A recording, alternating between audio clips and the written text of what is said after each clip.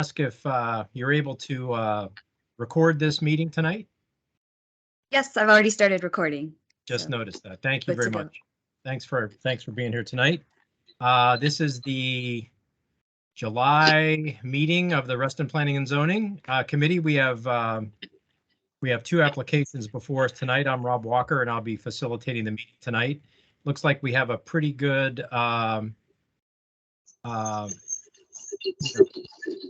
number of participants tonight. I'm just checking status here on the people. Getting a couple of comments. Some people are having a little trouble getting in. Let me try to address that after we get moving here.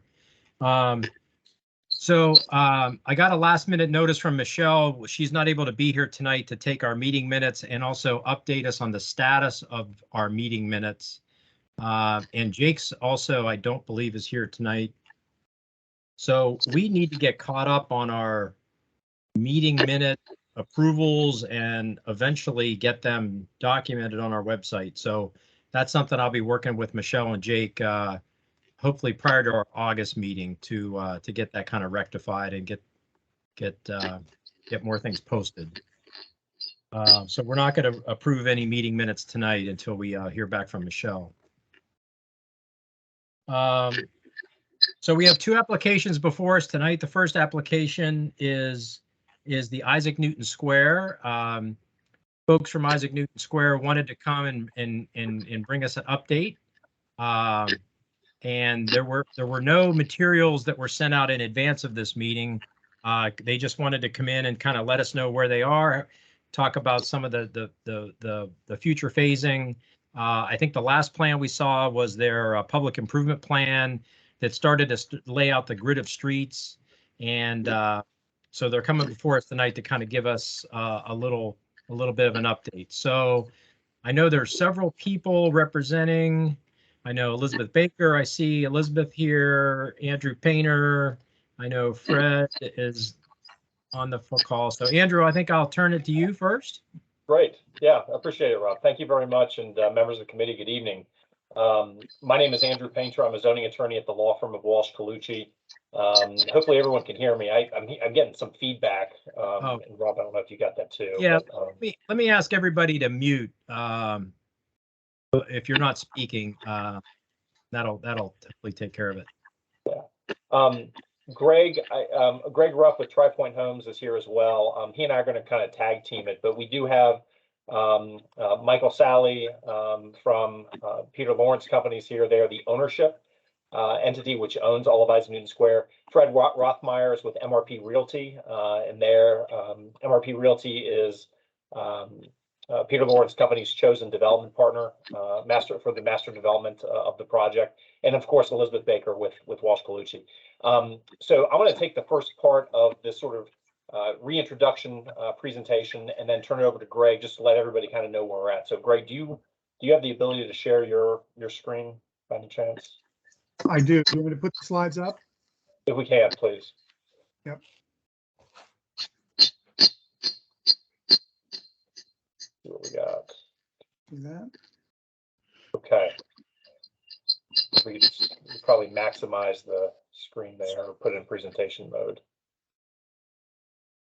We could go down to the bottom. Yeah, right there. Let's do that. All right, perfect. Thank you very much. Mm-hmm. So as Chair Walker had said, we actually don't have an application in the hopper yet. This is actually just sort of a check-in meeting.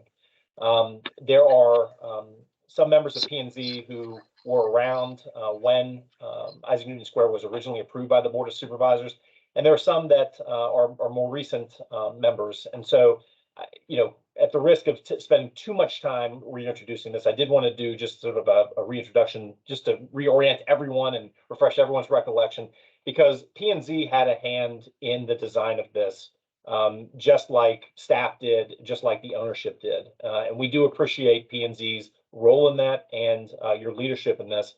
It's been a little while since we've been in front of you. The last time that we were in front of you was probably a little over a year ago when we were talking about the road and infrastructure final development plan. And just to reorient everyone, you can see sort of the square there at Isaac Newton Square. I think we all know where it is, but it's near the Wheelie Avenue Metro Station. in the northwest quadrant of Sunset Hills and Willie Avenue. It's framed by these mature willow oaks that have been there for about 60 years at this point in time. And they frame the entire parking lot. Really nice mature trees. The vast majority of them are healthy.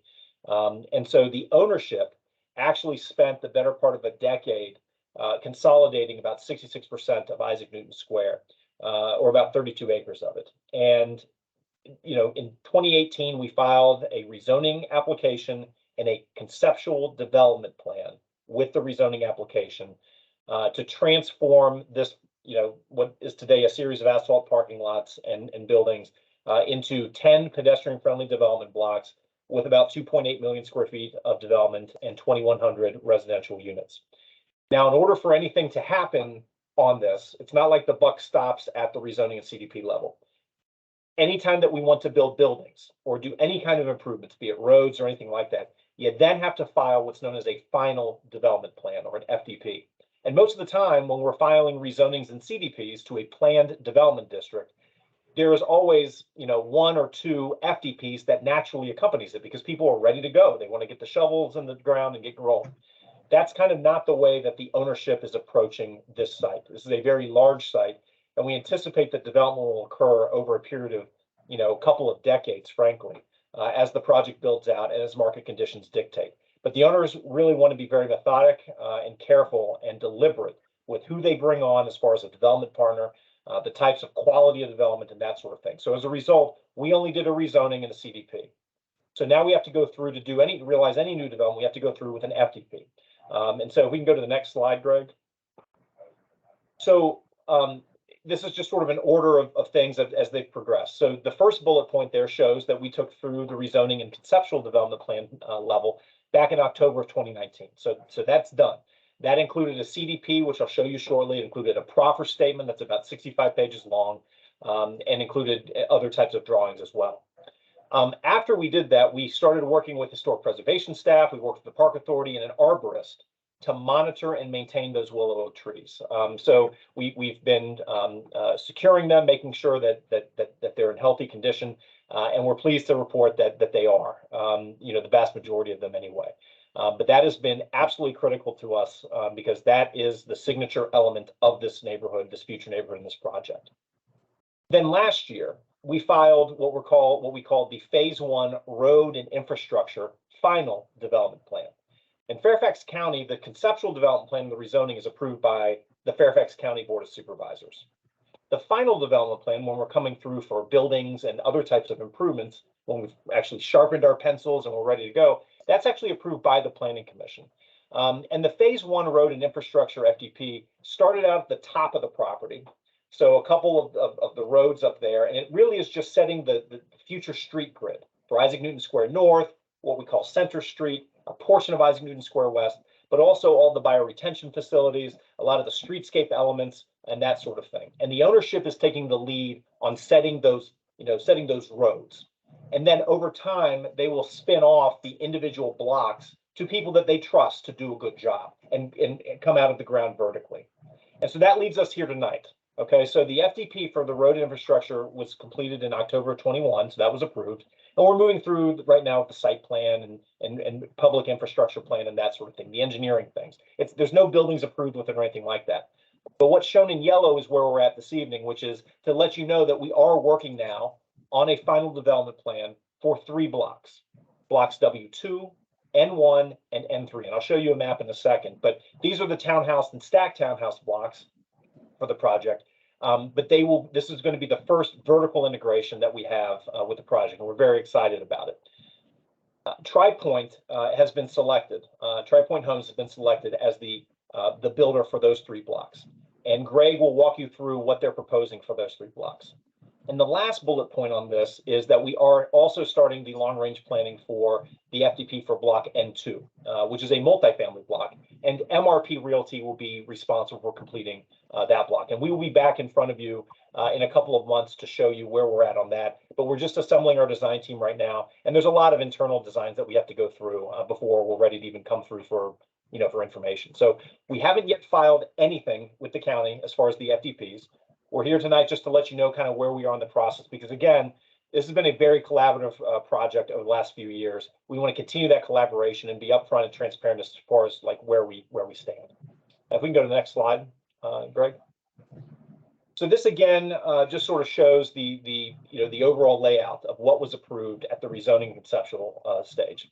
So you can see block W2, block N1, and block N3.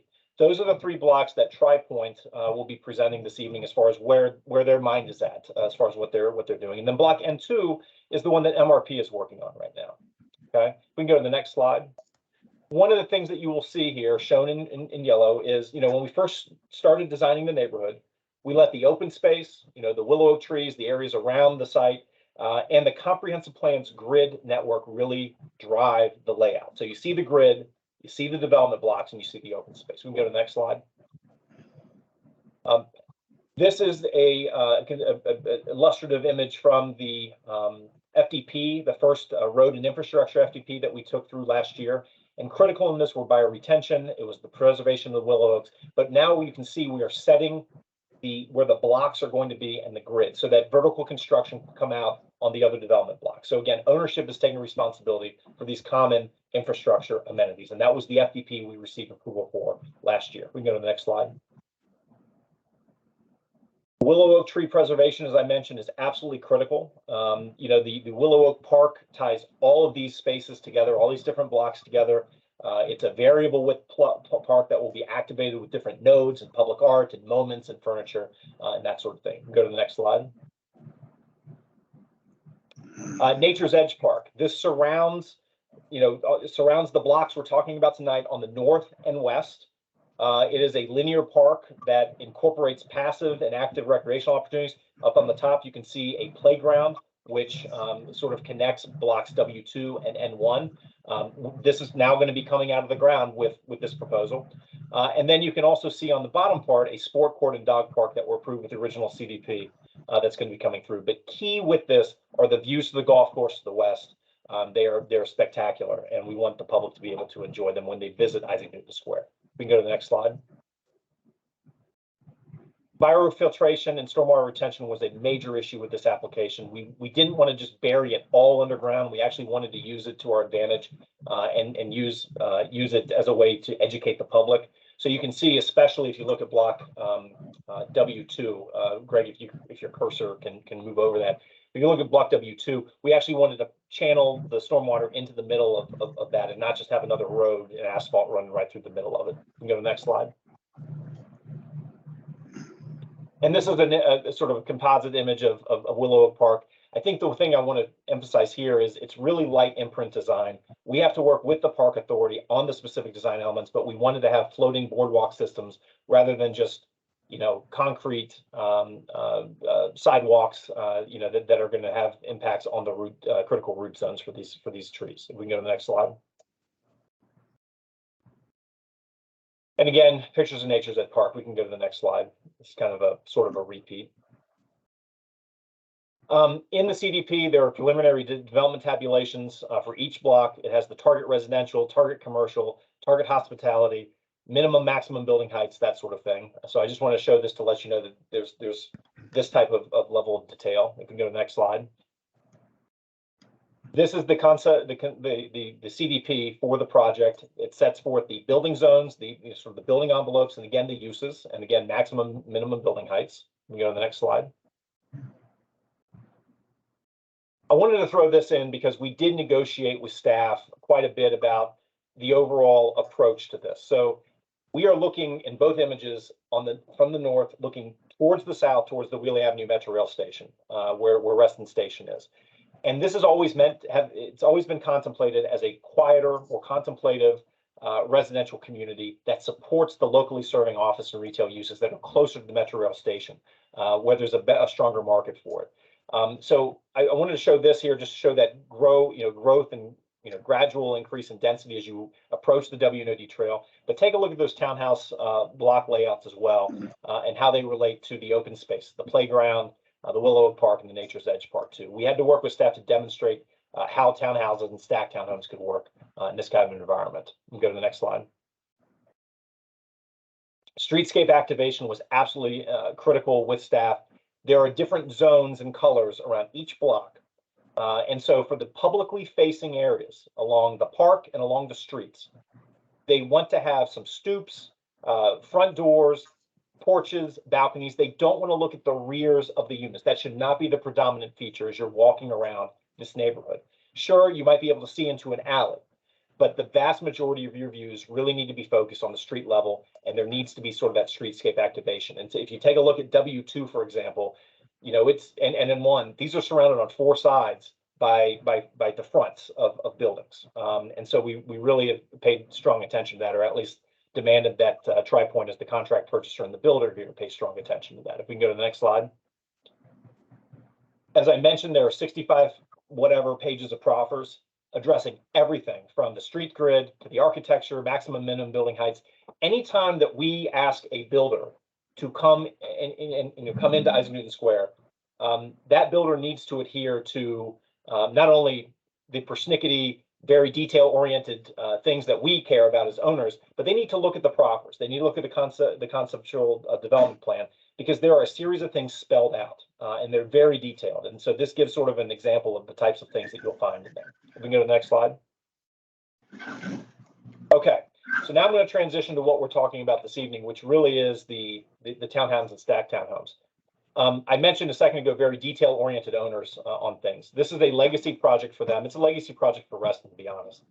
And we spent a lot of time talking with staff. We talked about things with other folks, other stakeholders in Reston.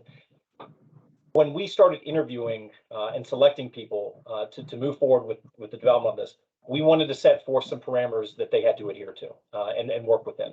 We didn't want this just to be another sort of schlock townhouse project that you could find in anywhere, Northern Virginia. This is a very special place to us and to Reston. So just to go through some of these real quick. Obviously, the first bullet point, you've got to adhere to the proffered architectural design elements and CDP footprints. Number two, make sure that each townhouse unit has a front door facing a street where possible and as contemplated by the proffers. Minimize the asphalt, okay? And any areas that are not needed for asphalt, you got to ensure adequate turning dimensions, obviously, but any areas that are not needed for asphalt, put those towards the pedestrian realm, please, or at least the landscaping. So that's very important. The fourth bullet point is equally important. The visual importance of the alleys, 360-degree architecture. Pay due attention to the rear of architectural units and provide perspectives for everyone. You know, you're going to be walking by alleys and you will see the garages. You know, those are the workhorses. We all have cars.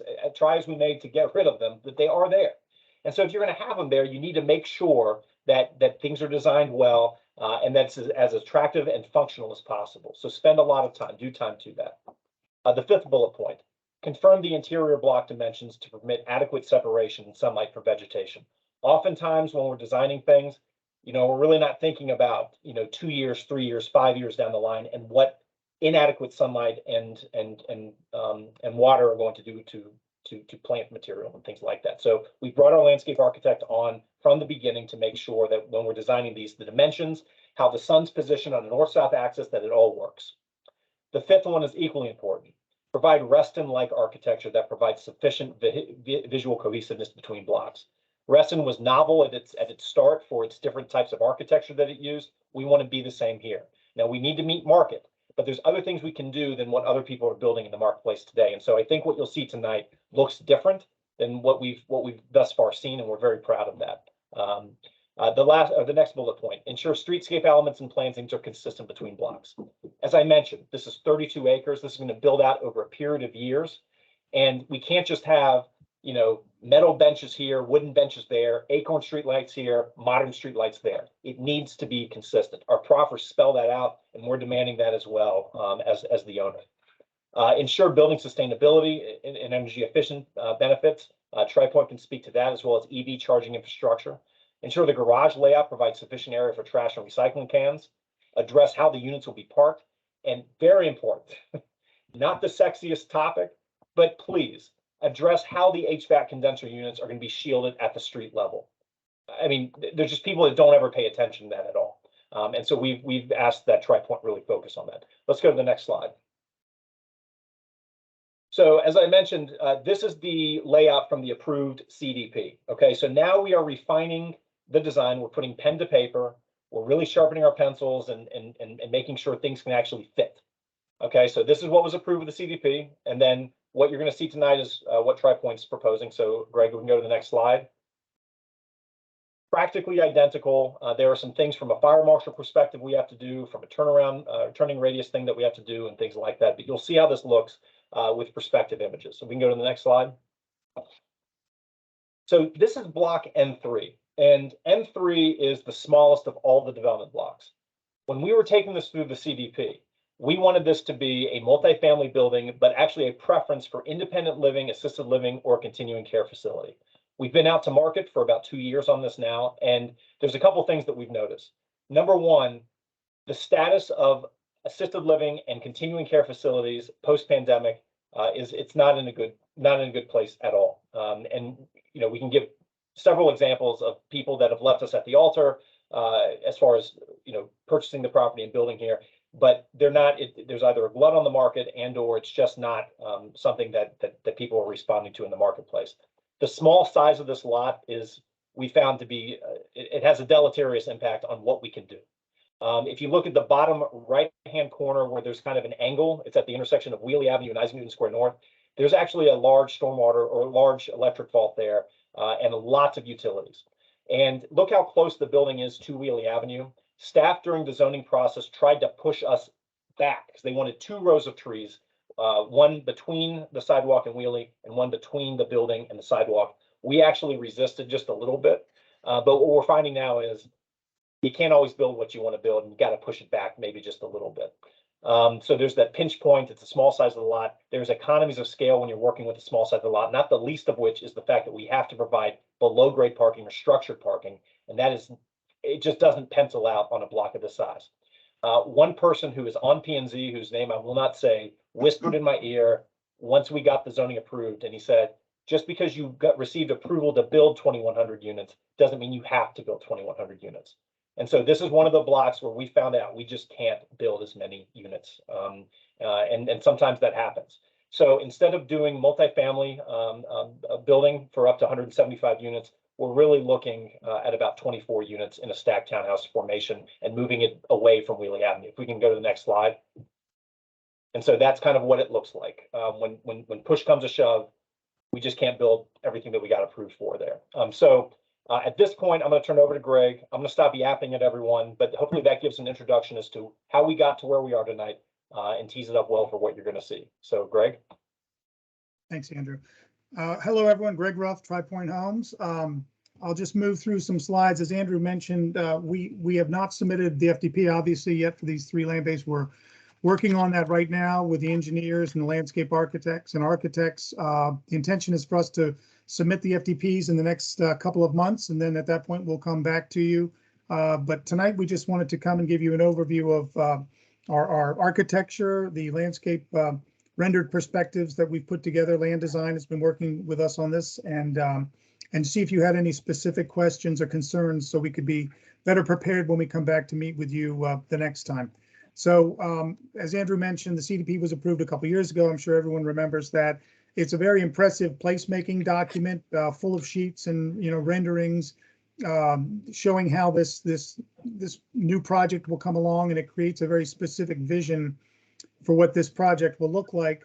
And so for us stepping in at this point as the developer, our intention is really just to stay as true to that original vision as we can. The one thing that was not really specifically defined on the CDP originally was the architecture. So that's something that we're filling in now at this point, and we'll show you some images in a few seconds. But with the layouts and specifically the layout for W2 and N1, as Andrew mentioned, we are trying to stay as true as possible to the original approval. And the image you're looking at here shows what Andrew described, the homes fronting along Isaac Newton North and Isaac Newton West. The Willow Oak preservation is the key really to the whole thing. It drives everything else. The units or the homes around the edge of the land bays are facing out towards the parks. The open spaces as contemplated in the CDP.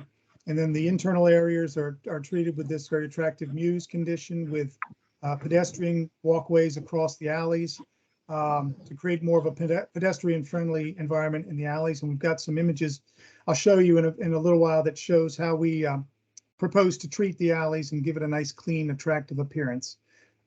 So this is the W2 and N1 slide, and Andrew just showed you this other slide as well with N3. But again, you've got the homes fronting on Isaac Newton North. These are stacked townhomes, again, with the willow oak trees, front and center to be preserved, and then some additional landscaping along the edges and a special treatment along Wheelie Avenue that I'll show you in a little while with some rendered perspectives.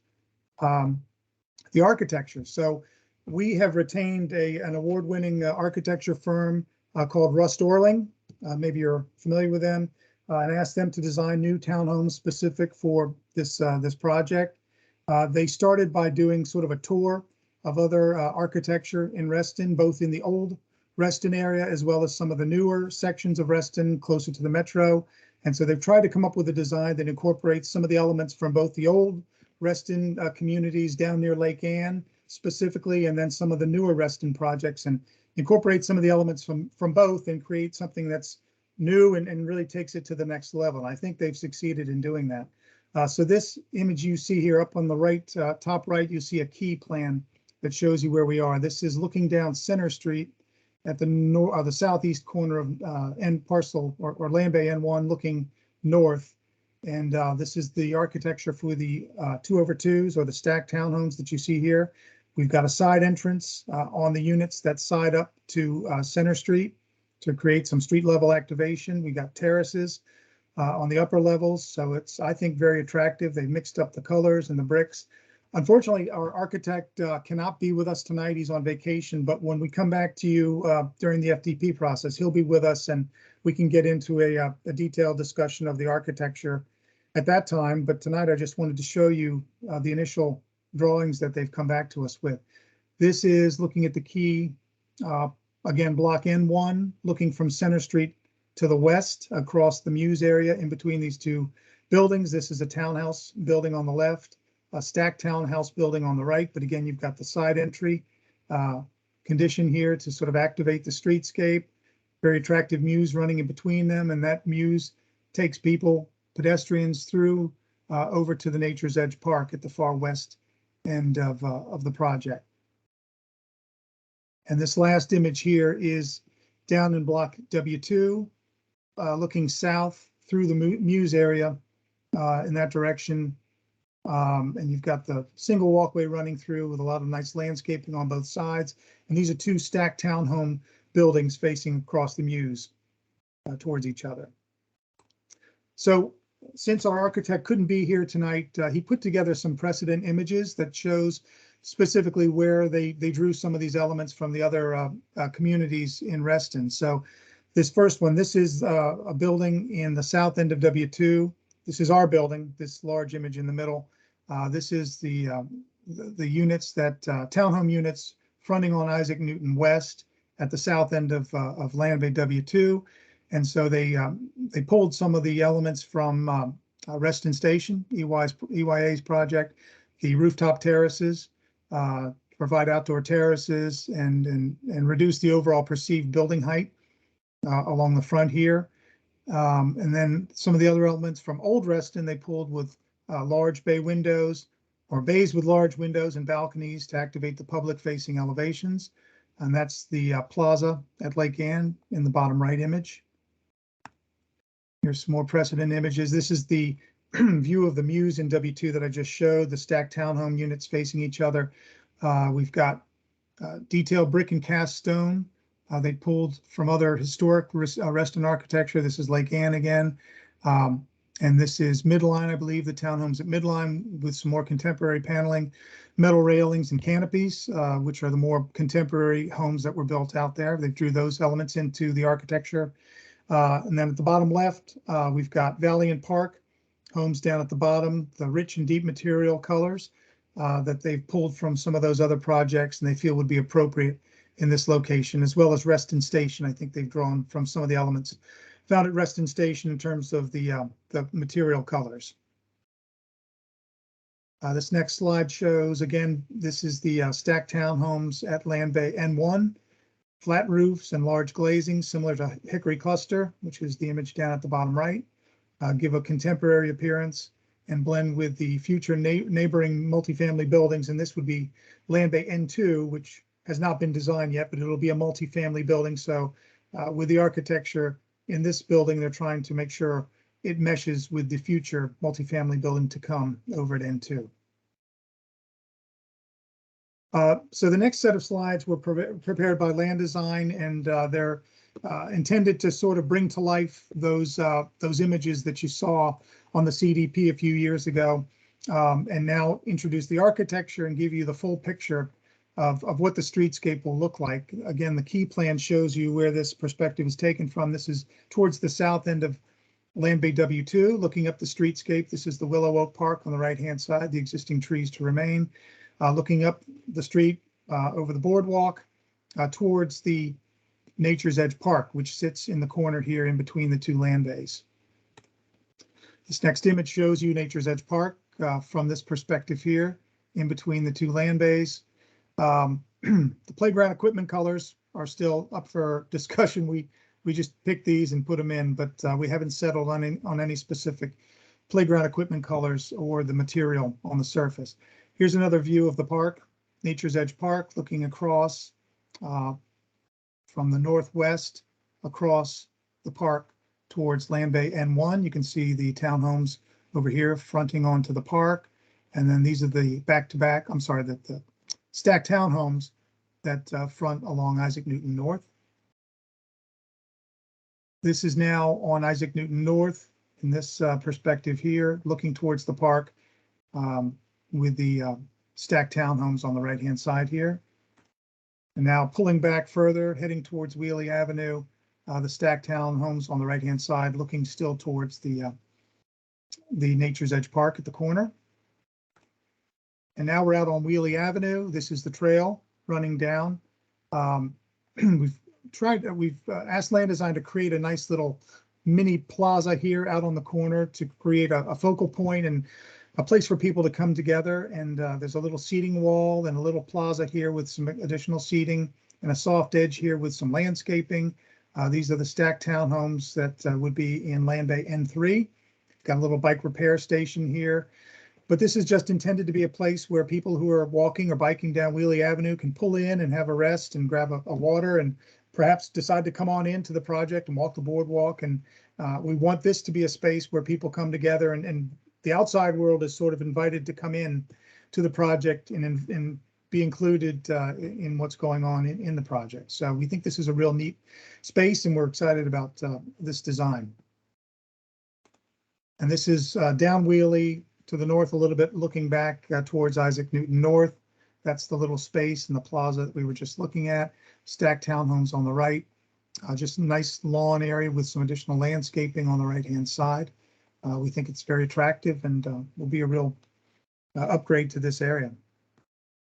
The next set of images deal with the alleys, and we know that's an area or an issue of specific concern to you, given some previous projects that have been built. So we want to show you how we intend to treat the alleys, and I'll start with a couple images from some other projects of Tall Oaks. Unfortunately, I came out there on garbage day, so it's not the best picture, but what it shows is that the air conditioning compressors are on the driveway behind the homes.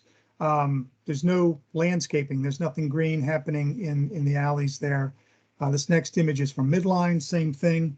There's nothing green going on in the alleys. It doesn't seem to be particularly appealing for pedestrian use.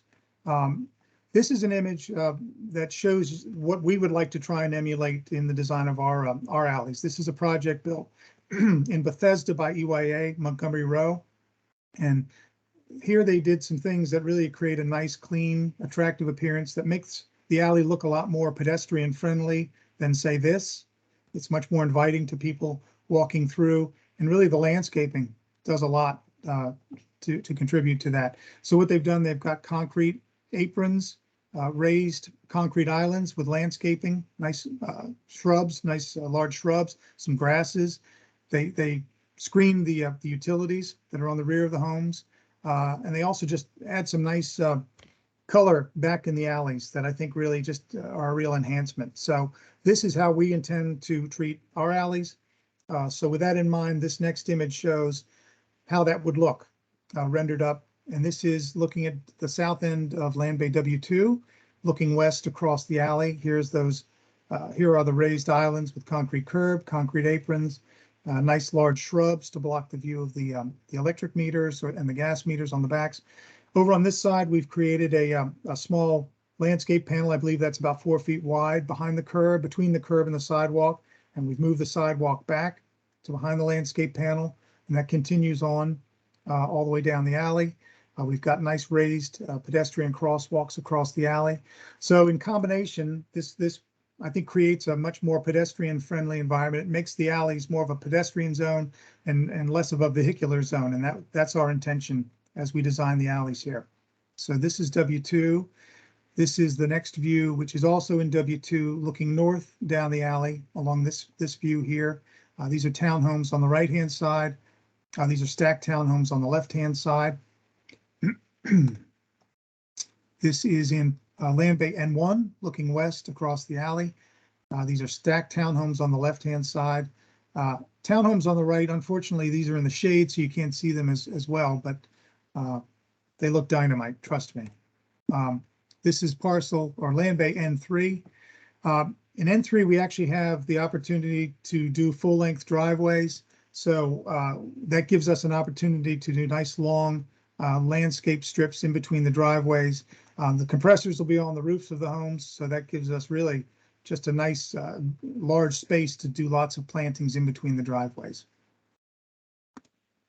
And the last thing I just wanted to touch on was the Muse condition that we're going to be doing or would like to be doing in Land Base W2 and N1.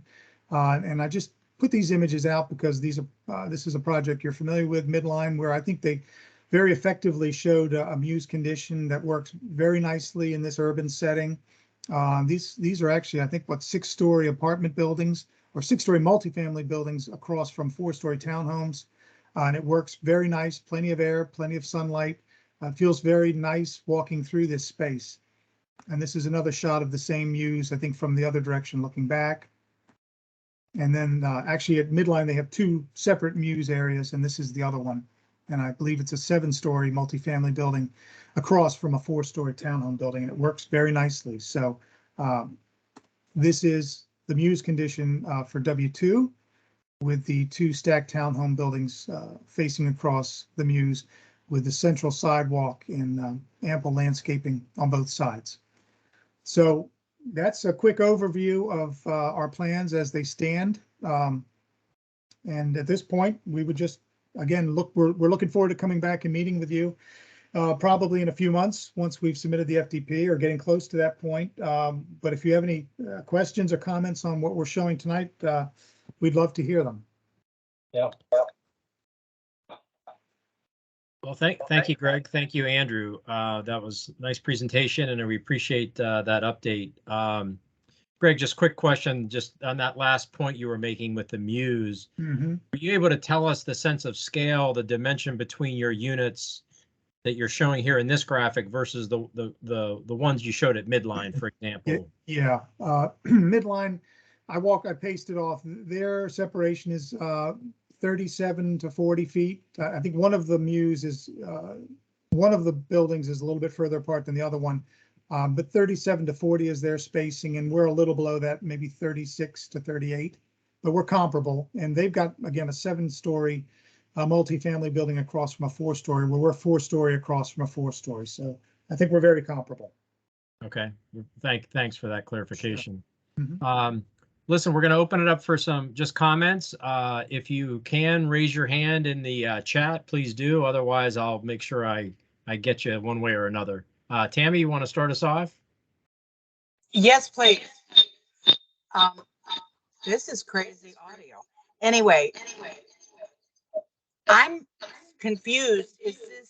Is this working at all? Auditorium? I think we can barely hear you. Tammy. Okay. I'm confused. Is this stacked townhouses plus regular townhouses? Are they mixed within blocks? Yeah. Throughout these 3 land bays, we're doing, actually in the first 2 land bays, W2 and N1, we're doing a combination. Within each of those land bays, we're doing a combination of townhomes and stacked townhomes. In the N3 land bay closer to Wheelie, those would all be stacked townhomes. I'm working my way back to the plan. Here we go. So in W2, these are townhomes, townhomes, townhomes, townhomes, and in the middle, stacked townhomes. Over here in N1, it's townhomes, townhomes, stacked townhomes, townhomes, stacked townhomes. So a mix, and then over here, all stacked townhomes over here in land bay N3. Okay, so what is the total DUs of those 3 blocks? Total dwelling units of the 3, 142. Thank you. Mm-hmm. By the way, see if John Carter is locked out. I know he was planning to come tonight.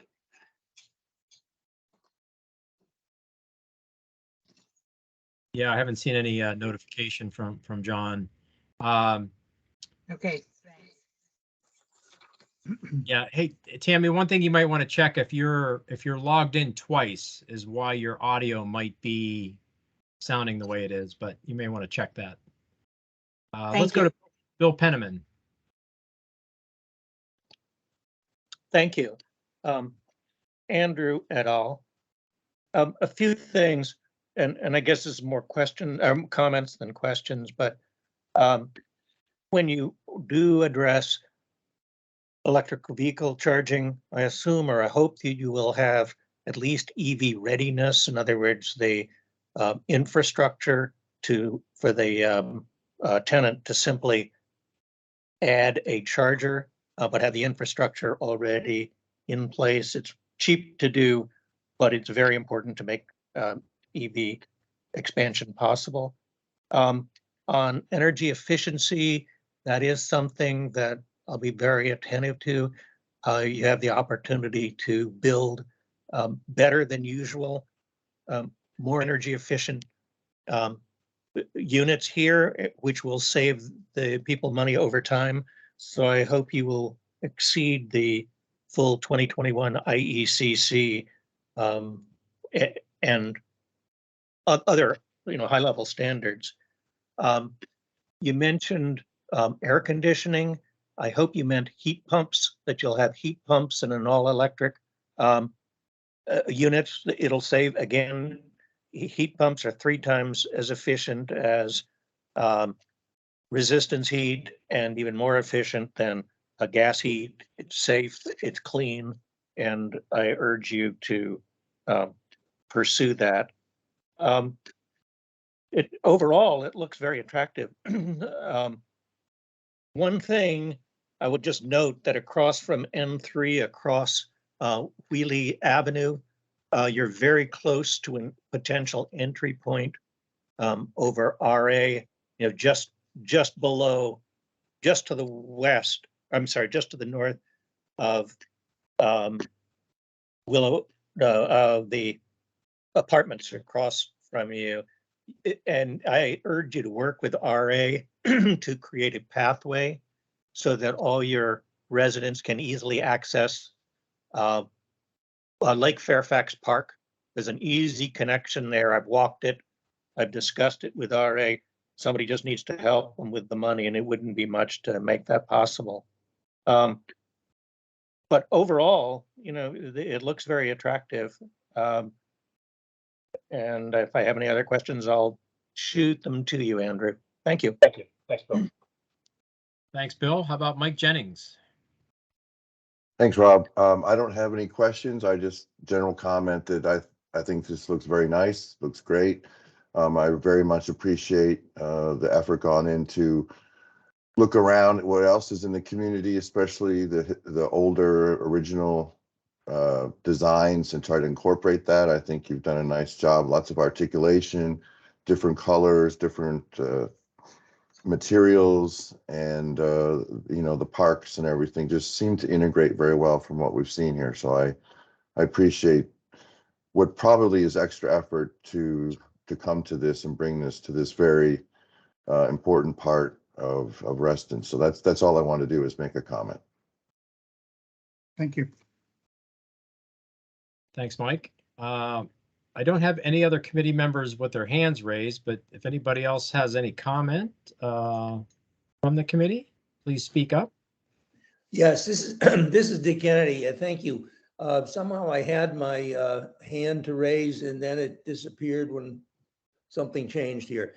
I'd like to repeat what Bill has talked about, particularly as Andrew presented this as a development that's going to be going on over decades. You've got to be a leader in the area of electric cars. And when we're talking about electric cars, also a leader, I hope, in advanced not having gas, but having electrical programs that work and are reasonably competitive. I think that's absolutely critical. I have a general question about the health of the trees that we always talk about, and over the long run, they're a critical part. And I'm wondering if what we're doing to keep them healthy, and are they showing any weaknesses? So, Well- oh, go ahead, Greg. Sorry. No, you go ahead. No, I was actually just probably going to recognize Mike or Chris or Fred. Okay. Yeah, but yeah.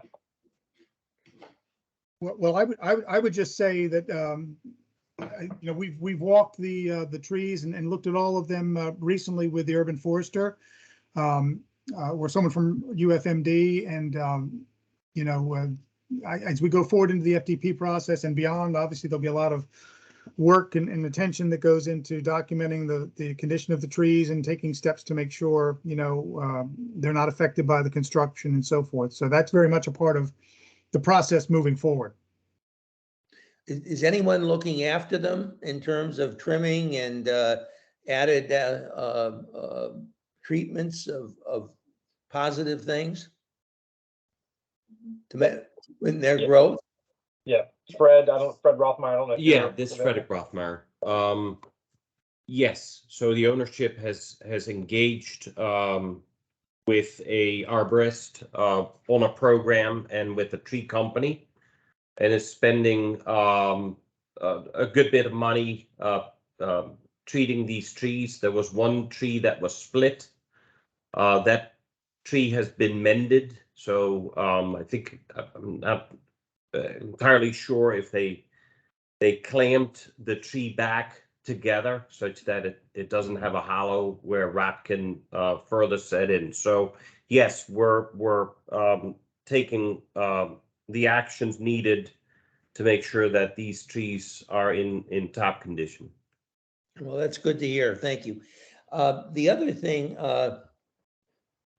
one feedback, I love the efforts that you're making to make the alleys more comfortable rather than just the other side of these townhomes that we see in a few other developments.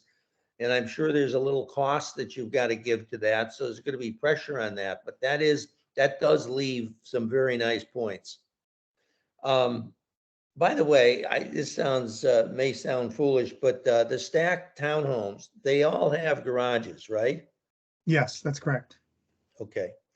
And once again, repeating the idea that in these buildings that are going to be built out, you know, many years from now, I mean, probably the first ones won't be starting for 4 or 5 years.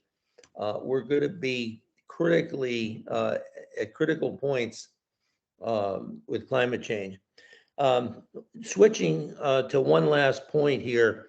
One of the things in the Housing Authority that keeps coming up is the need for permanent, supportive, affordable housing. And I think this large development here would be an excellent candidate to help contribute to that in Reston. And I'd urge you to look at that. Smaller areas of maybe 10, 12 houses and homes that typically don't have to be that big in the concept of permanent supportive housing, affordable housing. I don't know what if you have any quick reaction to that or not. I mean, I'll just start off by saying that the rezoning approved 13.5% as being affordable dwelling units or workforce dwelling units through the county's programs. Would there be opportunities in the future for, LIHTC tax credit concepts or things like that, perhaps? But Fred, I don't know if you've given any thought or Greg, you guys have given any thought, but we are obligated by our proffers to provide the, workforce dwelling units, and it should be a pretty substantial sum. I think it was something like 287 units eventually coming out of here. Yeah, And, that's correct. More than 12 is great, and I guess you're working with the county. That we're looking for lower AMIs levels to help have people of median income and working people, but lower income opportunities to have some part of these. And if we can get you any more information about permanent affordable supportive housing, I'd be happy to do that. And I may have one other thing, but I'm going to pass for now. Thank you. All right, thank you, Dick. Katie McLean. Hi, thank you so much. I just have a few things. I have forgotten, or maybe I should know, but are these residences going to become part of Reston Association? There is a proper obligation. So right now, it's not a part of RA. It wasn't subject to the deed of declaration. There is a proper requirement that the owners negotiate in good faith with Reston Association to seek joinder of it. So I think that's certainly been the intent. We just haven't progressed to those discussions yet. Okay, but you're thinking, yes, it will become part of RA. That's the way it's been set up. That's right. Okay. And then I wanted to ask regarding the compressors, the AC units. I saw on the townhomes, they're going to be up on that fourth level, the open deck. How are those going to be blended in on the stacked townhomes? Well, on the regular townhomes, they wouldn't be on the deck. They'd be on the, let me find the picture, the rendering. They'd be on the rooftop. The rooftop, correct. That's right. Yeah, sorry. Yeah, on the rooftop deck. That's what I meant. How about on the stacked townhomes? Same thing. There would be two. Oh, they're going to be up above on the stacked townhomes, just on the roof. Yep, up on the tippy top, just like on the townhomes. Okay. All right. That's great. Okay. Yep. And then my other thing was, and you addressed about the garages. You gotta be able to have two cars. Most people have a bicycle by now, and everybody has, trash and recycling. But I noticed that you don't have driveways, or you showed us maybe a section maybe would have some driveways. Yes. Where, and I know maybe you're going to show this next time, but where's without the driveways, and you only have two spots to, put your two cars in and whatever other stuff you have, where's the guest parking? Or your overflow parking for if your stuff all doesn't fit in the 2-car garage? Yeah, we've got visitor spaces here in W2. We've got visitor spaces here. And then how many? Do you know how many? Like a number? Do you have any idea? 9 here, 9 here, 18 total between the two. And for how many units total? On these two, well, it's 142 units total, but 24 of those are over here. And is there any guest parking over there? Yeah, these stacked townhomes actually have an additional space on the driveway. For a full-length car? Yes, correct. That's right. And there's on-street parking as well. I think it's almost 40 spaces along the street side. Oh, okay. And then there's also just open space. Like if someone's having a party, you know, you probably don't want to take up every single all 9 guest spaces of your community where you are. So there's also going to be just street parking, not related to the townhomes? Correct. It's on the streets. So if you look, if you zoom in on the streets, there's street parking. Right there, if you can see it. Oh, okay. Really Okay. all around throughout the Okay, entire. and that'll be in abundance. Okay, great. Well, again, I, you know, to say what the other people have been saying, I think it looks great. You guys have done a really good job. And I like the fact that you're gonna be putting some greenery back there in the alleyways, because that looks horrible in a lot of these new townhome communities right now. Yep. Thank you. Thank you. All right, William Pegues. Okay, I'd like to, the visitor parking is a very big thing to think about. But in addition to the visitor parking, there's also the things that like the maintenance vehicles that come along. You know, somebody needs some work done in their townhome, whether it's renovations or, you know, repair of their HVAC system or something like that, as well as moving in and out. You know, with moving trucks and whatnot. I can see some times when multiple locations are going to be blocked just because, you know, a moving truck is not small and a moving truck is not going to fit in any of those off-street or those on-street parking spots either. So there's that. The other thing is that I'd like to also go along with the gas in the units. To give you a heads up on things is that the District of Columbia is now in the final stages of considering that no new construction will be permitted to have gas in it. Now it has a certain size limitation for the particular building, that buildings over a certain size would not be permitted to have gas. And that's for multiple reasons. One is, of course, you know, it's a fossil fuel.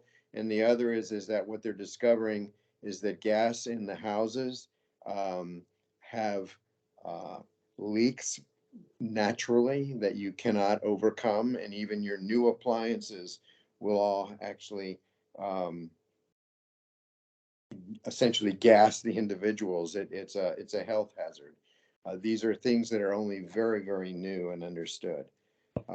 Basically, that's my comment. I think that the layout, otherwise, the nice parks and everything, I think you're doing a really great job there on that. And of course, the preservation of the trees, that's fantastic. So anyway, that's what I've got to say at this point. Thank you.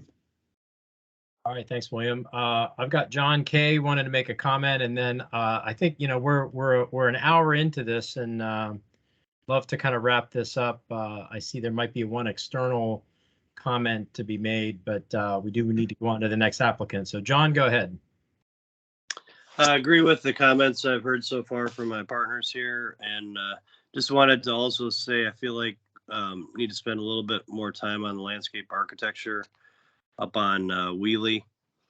Certainly the interior stuff is looking good, but I feel like we need a little bit more along Wheelie. So something to look at for the next meeting. Okay. Yep. Thank you. Thank you. All right. Richard Kennedy, do you have something pressing? Real quick, yes. I did talk to our supervisor about the importance of working with Dominion Power because of what we heard a couple of weeks ago, that they're not going to consider any extra plans for additional electric outlets for cars. And but the county's aware of that and that kind of an issue, and it's going to be a more and more important issue. But with the lifespan of getting started that you're describing, I hope you're not backing away from the issues of making sure we have as much electric possibilities for electric cars as we move forward. Thank you. Thanks, Dick. Tammy, do you have something more pressing to mention? Yes, please. I just want to comment that the parking, you're assuming that it's sufficient. I don't see that it's sufficient at all. When you get these other buildings on the interior blocks, these huge multifamily buildings, those parking spots are not going to be available for anything. There are going to be thousands of people trying out for that same parking. That's number one. Number two, some good news. If our plan, Reston Comprehensive Plan, is approved by the supervisors, we think we've gotten rid of the road from nowhere. So that affects you. And I just wanted to leave you with that happy thought. Thank you. Thank you. Thank you, Tammy. I'm just checking the chat, and I was checking the board here. I don't see other comments, including from the public. So I would like to wrap this up and thank the applicants, Andrew and Greg and others for for your presentation tonight. It was very helpful. It's always appreciative to come in early, give us a good sense, and I think you heard some good comments tonight, and I think you guys are on the right track. So thank you again all. for coming Thanks in. very See you much. soon. Okay, so we're going to transition to the second application tonight. This application is a more formal application that's been submitted to us. This is the Reston Heights project. This is a PRC plan, and I put a little description in the agenda tonight to just remind us all that we don't see PRC plans all that often. So I always like to remind ourselves of what those are. They're not a rezoning. It's not a a development plan like we're used to seeing with having proffers and having a lot of zoning change to it. These are basically the step between a zoning process and a site plan. I almost refer to sometimes this as almost a preliminary site plan, but in Reston, the PRC zoned property, it is a requirement in the zoning ordinance that the PRC plans be filed, go to the zoning office, and therefore that's why they come to us for review and comment. So it is a little different animal, but that being said, it's nice to see Shane Murphy back, and Shane, I know you probably have some other folks with you today, or if Shane maybe not be the one to present tonight, maybe I don't see Shane on the list here. Will, can you shed some light on that? I can. Shane might just be having technical difficulties. He should be an integral part of our presentation this evening, but I'm happy to hop in until he is able to get back in the room here. My name He was just there a is. second ago. I know. I saw him. He's been here since the start. But I'll go ahead and introduce myself and the other members of our team we have, and hopefully by then Shane will hop back in. But my name is Will Lymanstall. I'm on the development team at JBG Smith, staffed on Reston Heights. And Eddie Santos here is with us at JBG as well. And then Joy Skidmore, I believe, is in the room too. She's with our joint venture partner on this project. So we're excited to be here this evening, and thanks for explaining the key differences in our presentation and our application versus others for this group's purposes. But I'm happy to walk you all through what we're proposing here. And then, of course, we're happy to answer any questions. We also should have, let me make sure he's here. We should have Sean from our civil engineering team, though I'm not seeing his name here, but hopefully he's able to join. Oh, yes, he's here. And Shane's back. Fantastic. I ruined the order. Hey, Rob and P&Z members, Shane Murphy with Miles and Stockbridge. Wanted to kind of give you guys a little bit of background. I apologize. Teams decided to fritz on me at the exact moment that I turned my camera on. So we're before you tonight in front of, on behalf of JBG Smith. It is a Reston Heights application. Those of you who are on P&Z are probably at least somewhat familiar with Reston Heights. It actually dates to 1969. And it was one of the existing original zoning applications with Reston. With me tonight, JBG, I think Will just introduced himself, William Stoll and Eddie Santos. Joyce Skidmore is also here on behalf of their JV partner. And we've got Sean Frost from our engineering team at VICA with me tonight. And so again, we go back to this original 1969 zoning application that was what approved Reston Heights in a larger portion of the area over there. It is a pre-proffer case. It's already zoned. And so what we're in for tonight is for a PRC plan consistent with that original zoning to construct the last residential and retail portions of Reston Heights. And for those of you who are familiar previously with Reston Heights, let me give you just a little bit of background. Reston Heights includes a larger area that also includes the existing Sheraton Hotel, the Reston International Center, which is owned by AREP. It also includes the Reston Heights, the Reston Heights condos, and also includes the Vibe. And so it's essentially, again, what we're coming back before you tonight is for a PRC plan that would redesign the Reston Heights 2 residential building, as well as a 15,000 square foot retail space. The existing building is a type 1A building, and the proposed building would be exact same number of units, 113 units, on a shorter, wider building with a separate 15,000 square foot 2-story retail area.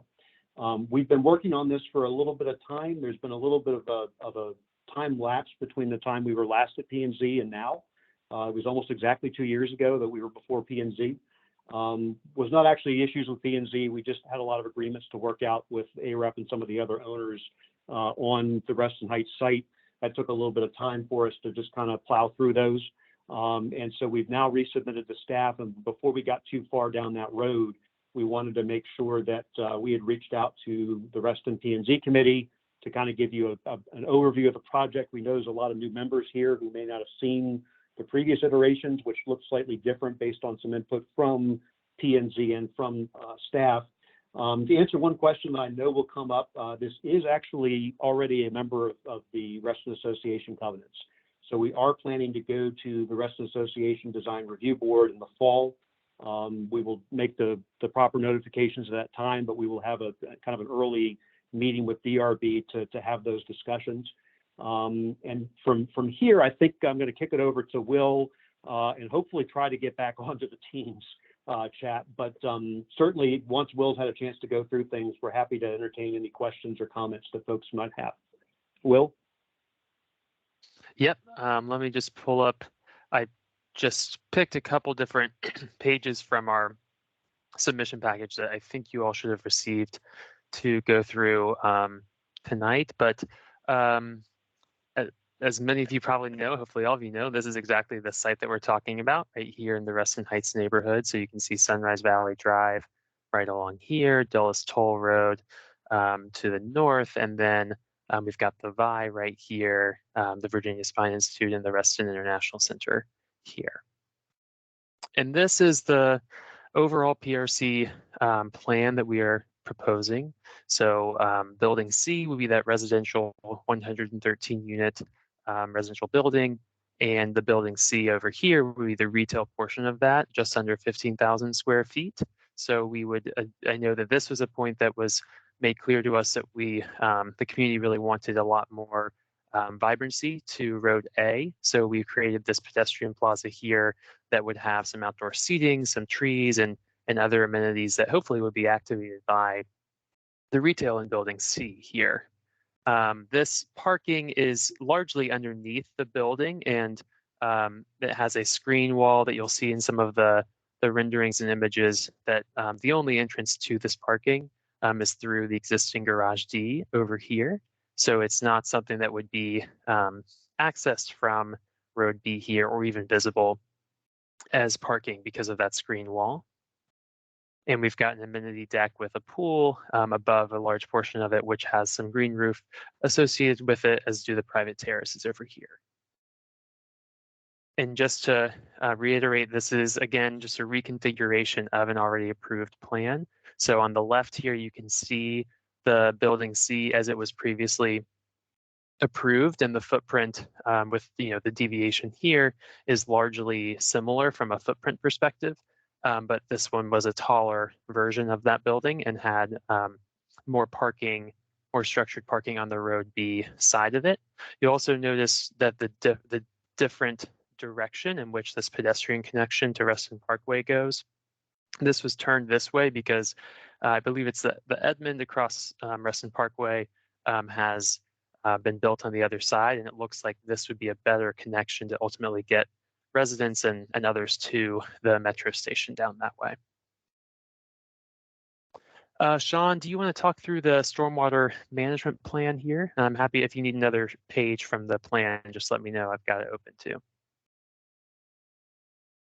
Basically what's going on is the existing site is treated by a regional facility pond for both quantity and quality.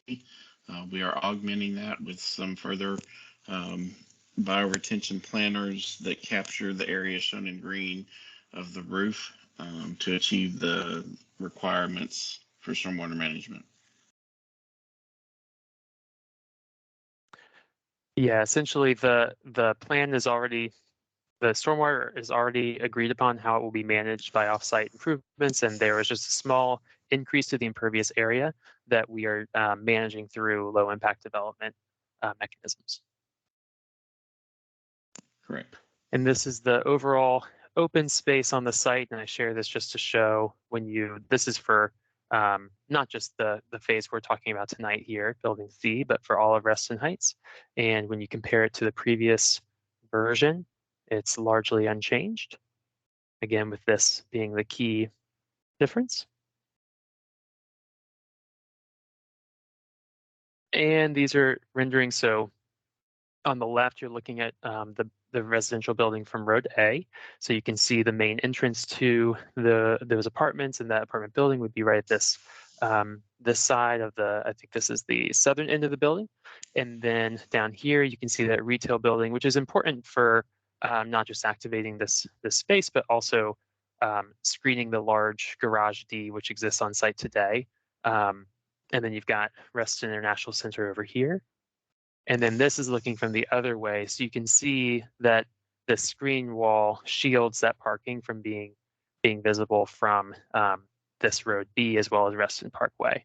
And you can see the trees on the pool and amenity deck up there, as well as some of the balconies and other features for the residents. And then you have this walkway bringing people to Road A from Road B.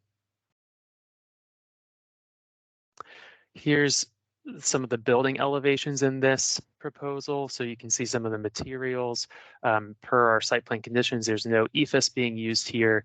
It's mostly cement and faux cement and or fiber cement, excuse me, granite and brick as well, and some metal features also. And this is where you can see more clearly the difference in the height that Shane started the meeting with. Over here on the left is the currently approved building, which is, I believe it was 15 stories, with the base being parking and a large parking structure. And you can see ours, it's a 6-story building typology, much shorter, but same number of units, and without that multi-level parking garage beneath it, but still with that one level of structured parking. And here are the isometric site context just to see what it looks like in comparison to the buildings around it. So this is our current, our latest proposal.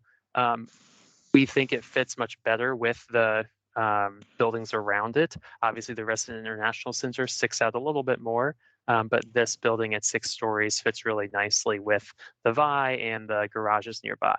And you can see really clearly how that retail building, that 2-story retail building, does a great job of screening Road A from the garage and really creating a more urban walkable space along this corridor here. And tried to find a similar isometric that we're facing the same direction between the currently approved and the proposed. So this is the best I could do. Here's the Reston International Center here and then here as well. So you can see this was significantly taller than the buildings around it, aside from the Reston International Center. And this version is more in line with those buildings. This is the hardscape plan. So again, one of the pieces of feedback we got from the community was wanting this area to be more activated. So we have some specialty paving that would go in place here, as well as at the main entrance, where it also is adjacent to the VI currently, and some up here to draw people into the site from that direction. We also have some seating and benches and hopefully cafe tables of some kind in this area. And this is the landscape plan. Currently, the tree canopy, we're meeting the minimum tree canopy coverage all through new plantings here. Our landscape architect wasn't able to join us tonight, nor was our building architect. We'll take any feedback that we get that's directed to them and hand it over to them, and hopefully they can join for our next meeting to go into this in more depth. So we're open to any questions and feedback that you all have. I can keep this up, or I'll take it off for now. And if there's a particular page from this or from the submission itself, happy to bring it up for you all. Thanks, Will and Shane. Shane, can you remind us, I know there was a brief description of where you all are in the process, but in terms of upcoming, the schedule for the benefit of our committee to know where we kind of fit in your schedule. In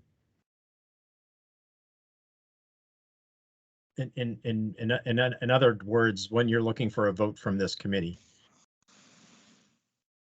And Shane, you look frozen and on mute, but we lost him again. I can speak a little bit to that, and hopefully he'll be able to hop back in here. Was that him? Yeah, I think so. Okay. I'm just going to keep on here, folks, on my phone because it keeps wanting to shut down on me. So I apologize for that. Shane, that's okay. The question was just where you are on the schedule related to our committee's approval that you need, and if you could speak to that in any way. Yeah, so we're in the process of going through our kind of second round of staff comments. We expect to have feedback from staff early August, and then we'll try to turn those as quickly as we can. So I'm thinking, we're not on the Planning Commission schedule just yet, but we're hoping to get there at some point in the fall. So my anticipation is probably maybe Will help me, maybe September, October. We might want to go. Back to you all. Just to make sure that we're making progress. That's correct. Okay, so that's helpful, just so the committee knows. I guess if you were looking for a vote tonight, or if there's a little bit of time here to take into what we're hearing. So with that in mind, let me go to Katie McLean, or I'm sorry, Tammy, and then Katie. Thank you very much. A couple of things. Stormwater management pond, if I looked at the drawings and understood correctly, that was previously determined, and they're west of you and the Haley Rise ponds. Is that correct? Or am I crazy? Okay. How does the water get there?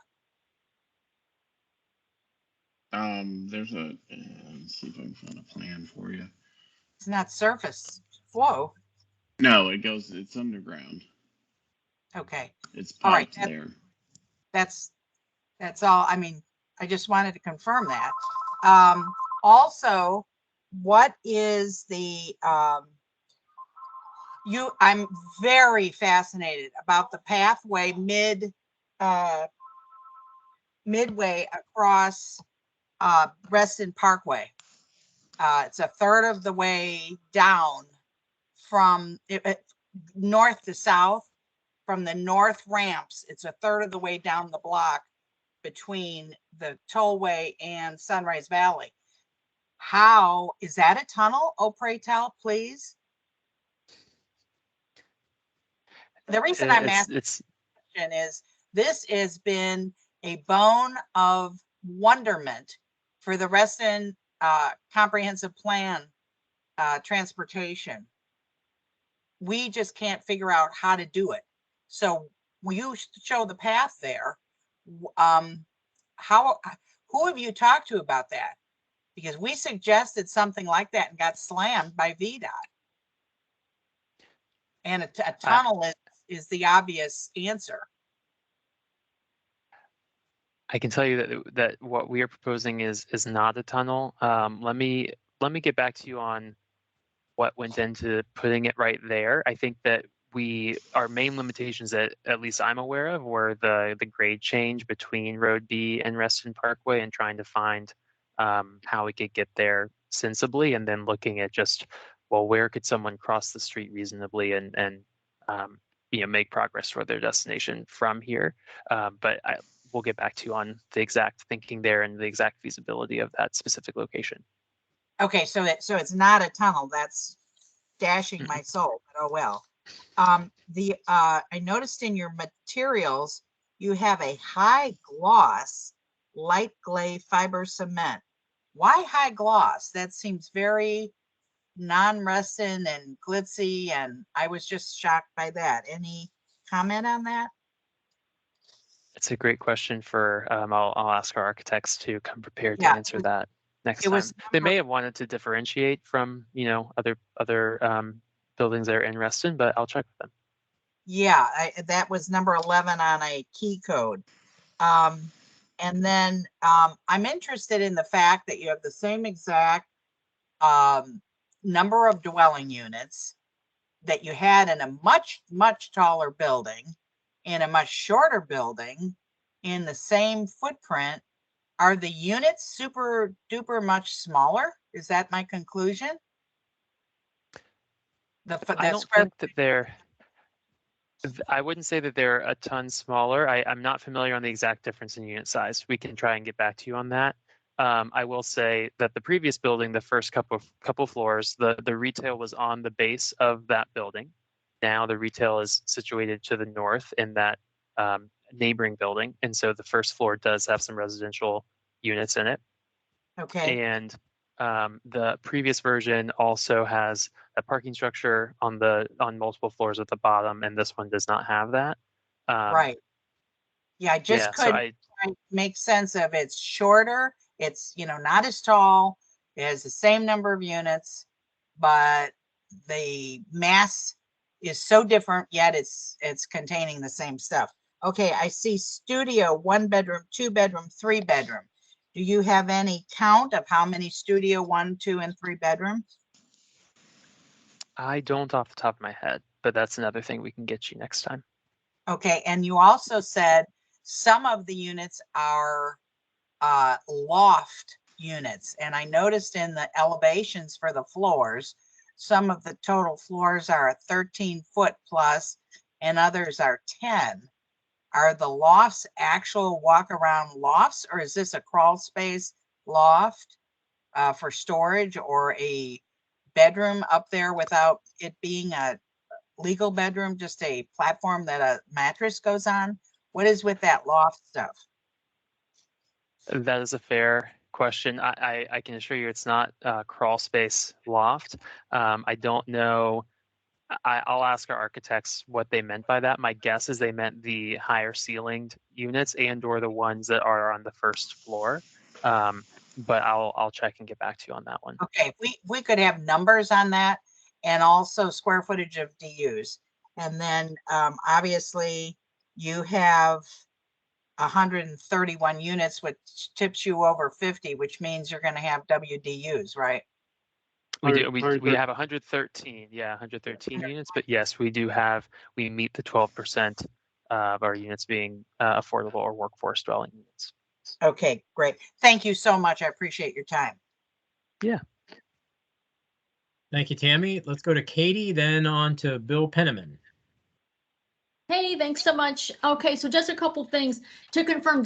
Are these more apartments or are these condos? Apartments.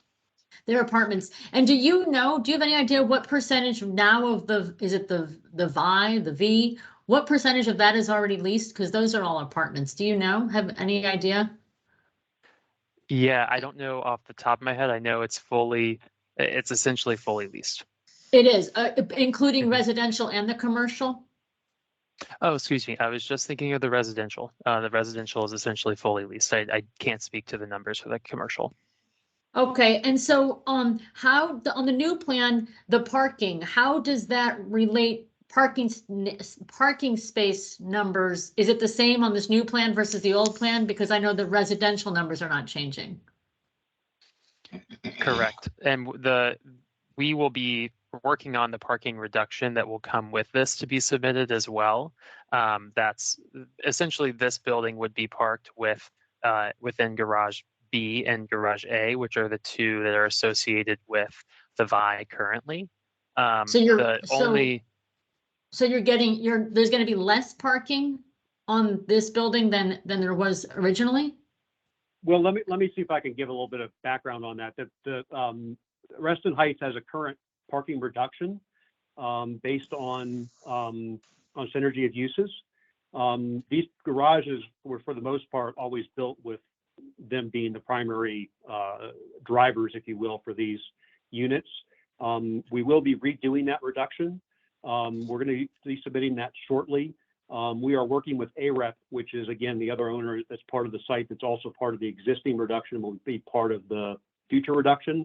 So we'll make sure to have those specific numbers for you. But just to be clear, this was already subject to a parking reduction. What we're really doing at this point is moving the blocks around. I can't say for sure whether it's the same number of spaces, but it's well within the county's guidance within the comprehensive plan for that. Okay, because I mean, I don't know what the parking structure right now that's like behind or across from the AREP building, because like I have doctors in that building, and funny enough, my office is in that building. And if you go in that building, the whole first level is reserved, and then halfway up to the second level.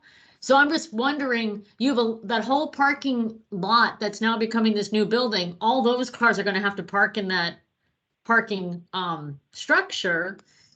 And then you guys, and then you're bringing in more retail. I don't know. I guess as somebody who frequents that parking garage, I'm just sort of wondering, I don't know if you're going to have enough parking, I guess is my, I know you guys are saying there's a reduction in parking, but especially if you're bringing in more retail, right there in front of the parking garage. But I don't know, parking is just sort of a big thing, but, and then on to parking, is this going to be residential only for this building, or is this going to be for also people coming to use the commercial? The, that other building in front of the parking structure? Shane Murphy here again. Couple things. First off, part of our covenants and part of our discussion with AREP is about their use of certain garages during business hours. And so that'll be charted as part of the parking reduction. And kind of, who gets primary use of that during what hours, those sorts of things will be set forth in that reduction. Because AREP has, to the same point you've made, been concerned about making sure that they've got enough parking for their uses. What we're anticipating we'll be able to take some advantage of is the fact that a lot of these retail uses that we're seeing come in here are retail uses that will synergize nicely with the residential. And so there'll be some amount of that kind of is captured through the parking reduction. But absolutely, the AREP and the Reston International Center are very much part of that reserved parking mass. There's a certain number of spaces that they'll have reserved for certain hours of the day. And then there will also be certain numbers of spaces that are reserved for the residential buildings. Most likely, or most notably now, Reston Heights 2 will have a certain number of spaces assigned to it. So that will all be part of that reduction. Again, I think our anticipation is we would bring that to you in the fall, once we have a little more of a definition of what all the details are on that. And certainly not trying to push you off, but what we really, I think, wanted to do tonight was to get a picture of more of the big picture issues. And we can certainly get into that definition once we have it in better shape. And once we've hopefully got the reduction into to the county. The anticipation, and county staff has been very clear about this, is that they want to see us process the parking reduction and the PRC plan simultaneously. And so we are doing our best to make sure that we do that. Okay, cool. And then my last point, which I know Tammy already brought it up, was the crosswalk or whatever it is that you all are indicating on that map that people are going to be able to cross over in the middle of Reston Parkway. I'll be curious to see if that can be done. I'd love to have another option to cross up closer to get to the new metro stop. We'll make a note of that and make sure we've got some better definition of that. Again, part of tonight was also trying to figure out which issues folks were most interested in so that we could drill down on those a little bit more and try to address them. Thank you. Thanks, Katie. Let's go on to Bill Penniman and then William Pegues after that. Thank you.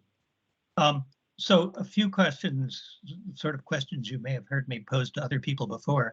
But in terms of your construction plans, can you tell us what you're thinking about in terms of, LEED or green buildings, energy efficiency, heat pumps? What's the plan for maximizing efficiency and keeping it a clean building?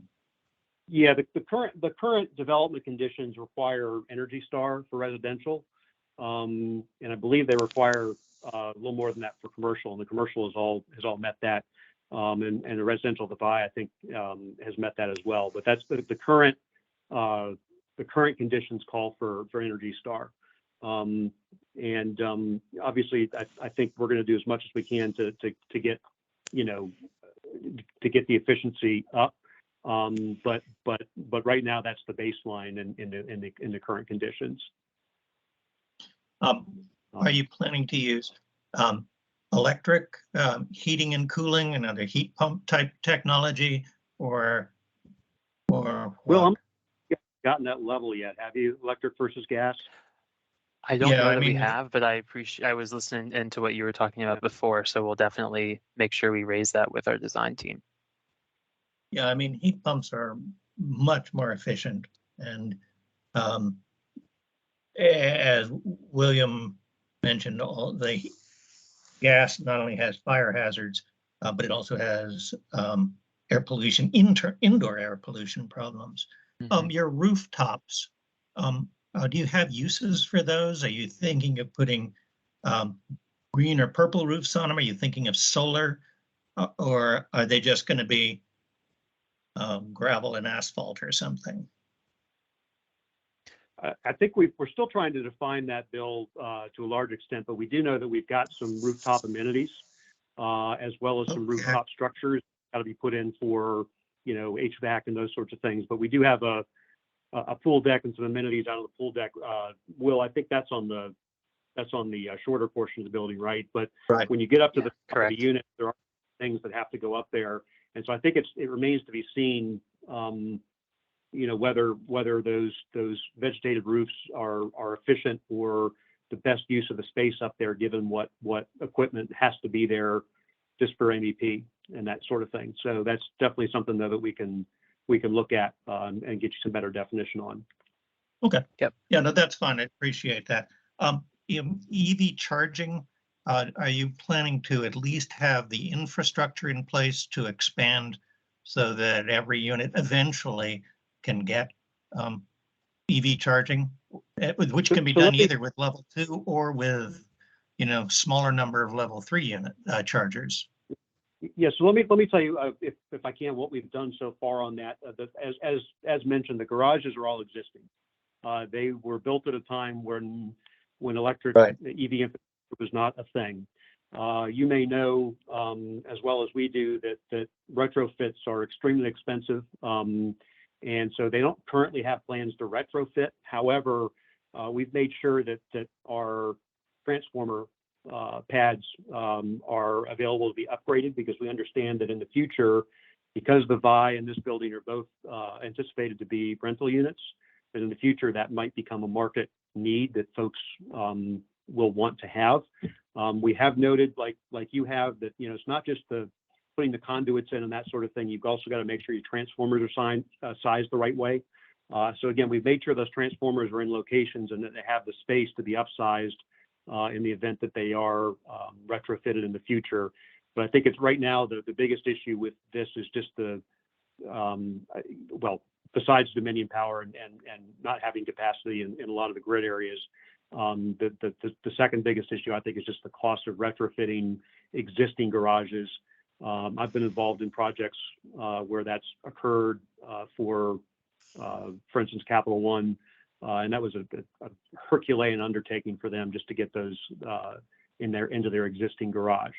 So certainly we're trying not to preempt it, and we do anticipate that at some point the market, assuming that the market for EVs continues the way it has been going, that at some point that will be a retrofit, potentially for the residential, but also potentially as well for some of the commercial structures that are there, and potentially for we don't own the Sheridan, but the Sheridan and the Weston might elect to put some in as well. So what we're really trying not to do is not to prevent it, because I think we do understand where the market's going right now. Yeah, I mean, I think you're right about that. I mean, there are respectable projections that half the cars sold by 2030 may be electric. And as a market matter, you're going to need to be ready for it. And so I'd encourage you to keep exploring the most cost-effective way to pull it off. One other area is, this new retail building. Well, two questions. One is, do you plan to build it at the same time you build the residential building? And two is, where is it going to be located in relation to the retail that you currently have on the site? I mean, you have the Thai restaurant and that sort of thing. You've got the building next door that has the Spine Institute. I was just having difficulty figuring out exactly where this one fit in. I gather it's on the same road, or am I mixed up on that? Will be. I was going to offer to pull up the map, and I can kind of walk you through Yeah. that a little bit.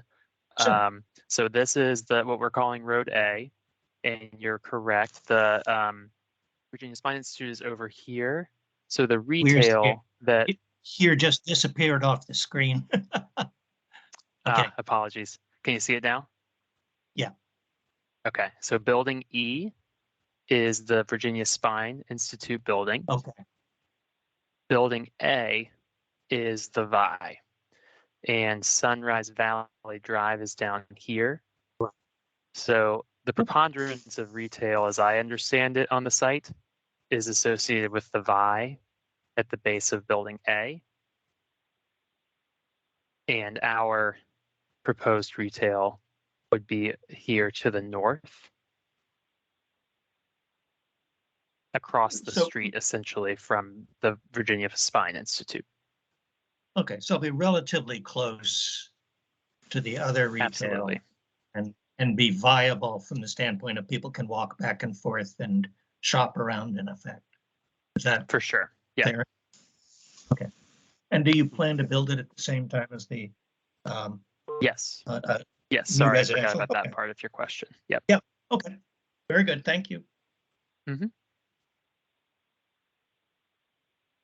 Thanks, Bill. Mr. Pegues, and then on to Matt. Yes. Okay, right. So I'd like to just sort of reiterate that the electric for automobiles be really highly considered. I know that you have a problem there with an existing garage, but things are not going to get less electric over time. There is a big thing about electrics versus gas inside of units. It's a fairly new issue that's come along, that it shows that literally how much even a brand new appliance actually pollutes the air inside the house. These things really weren't measured before, and now it's sort of like turning out to be a big thing. And that the District of Columbia is actually moving to make a building that is the size of your residential project prohibited from having gas in it at all. So that is something to consider. And also the other thing to consider with that is that gas ranges at the high end are no longer considered your absolute primary product for the best way to have a stove. Induction ranges and induction tops are what major chefs around the country are doing for themselves, as well as even in their own restaurants. So that's just something to consider. And induction is pretty neat. It's much faster than gas in heating something, pot of water or whatever.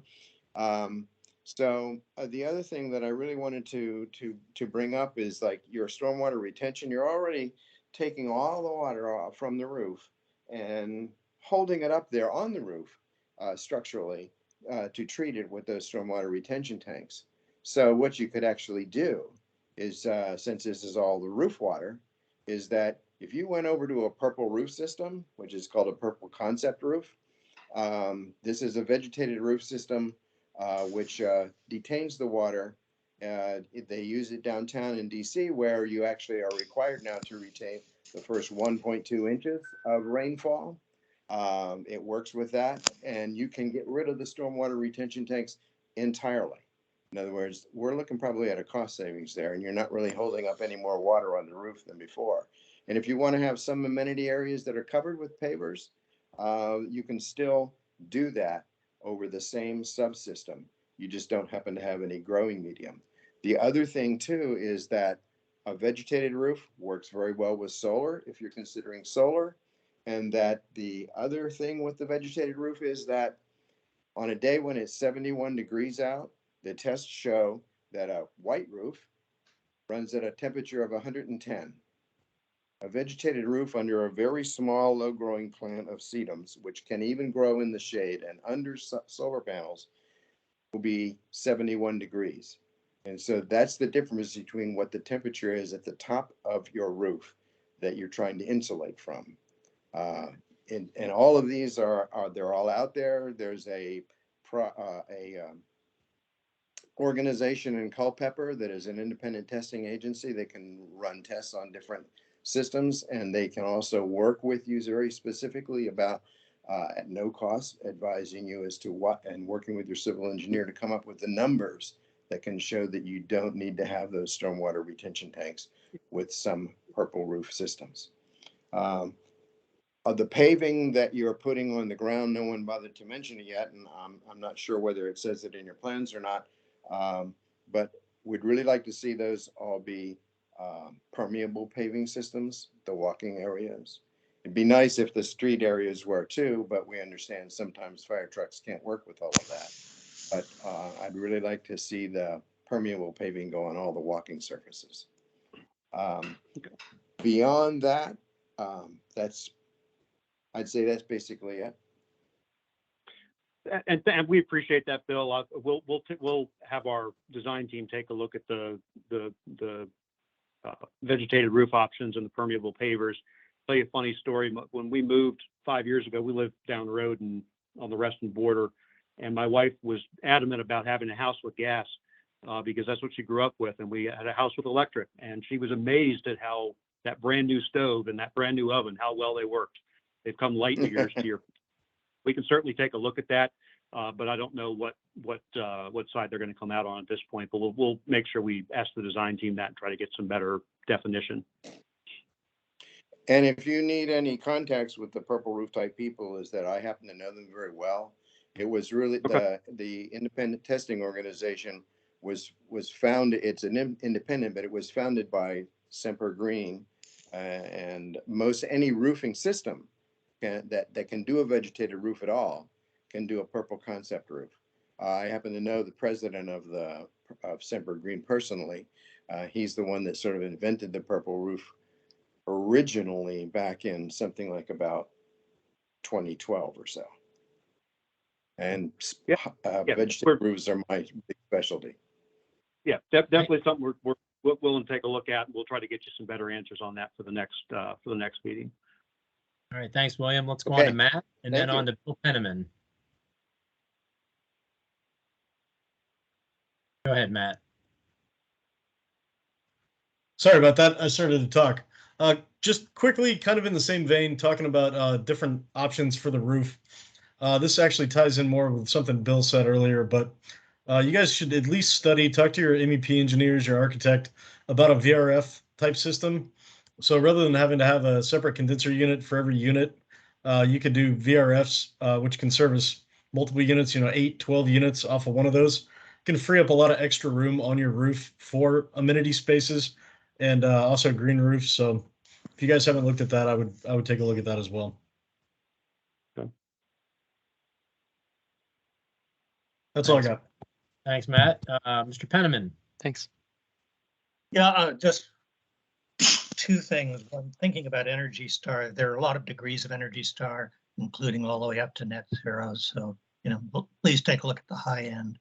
But the other one is to ask you to take a look at bird-friendly construction, and which really means some kinds of window treatments, mostly to minimize the problem with bird strikes. I mean, about 2 billion birds a year killed, or maybe it's 1 billion, are killed from striking buildings. And there's a growing movement to address that, and so your architect should have some information on it. And to the extent you can do it, it would be very valuable. Thank you. Thank you, Bill. Thanks, Bill. Tammy, do you have another comment? Yes, please. I am interested in the vegetation, and I looked at some of the trees, and I was wondering if they're all native. Didn't seem like they were, but I would love to speak next time to your arborist and your landscaper and or landscape designer about that. Thank you. Okay. Thank you, Tammy.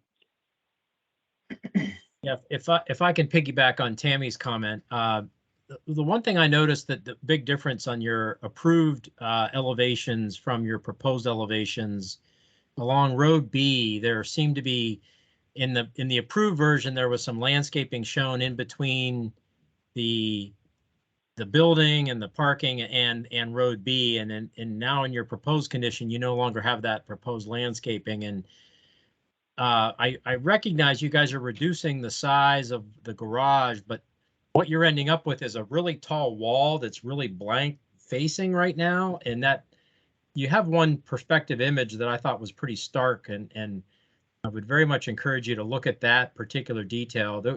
I think we've struggled along Reston Parkway to make that look and feel the visual since the Reston Heights inception, and I don't think that taking away vegetation on Road B is the answer. I think if anything, it needs a lot more vegetation.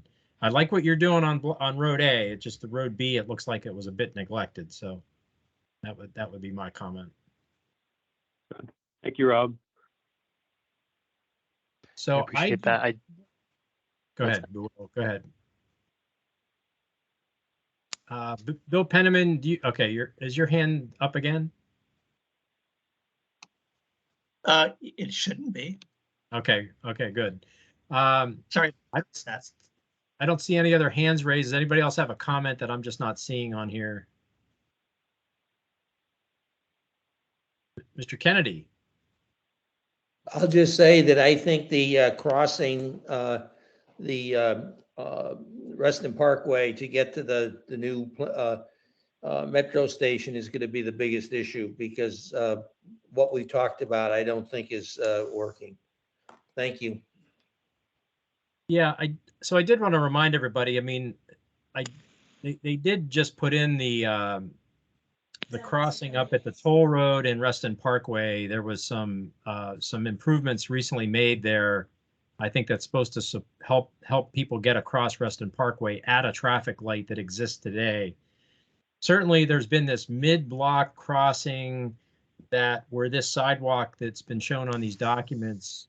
There's been a lot of debate over the years as to whether or not something could be done there. Certainly, in absence of some type of signal there, I don't think we want to promote people to cross the median and the road today in its current condition. So I would ask the applicant to just take a real hard look at that. And while in the future there might be a signal or something there to permit pedestrians to cross, we certainly don't want to promote it until that signal is there. So if anything, we want to send them up to the toll road light where that recent crossing was added, and where it's certainly supposedly safer there.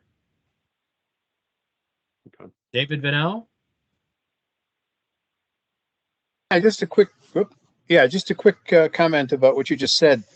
I don't know whether this would work, but there is a crossing on Sterling Boulevard, and it's highlighted by crosshatched pavement and lots of lights when somebody, a pedestrian, steps on a block of concrete on either side of the road, and it's a continuation of the WNOD trail.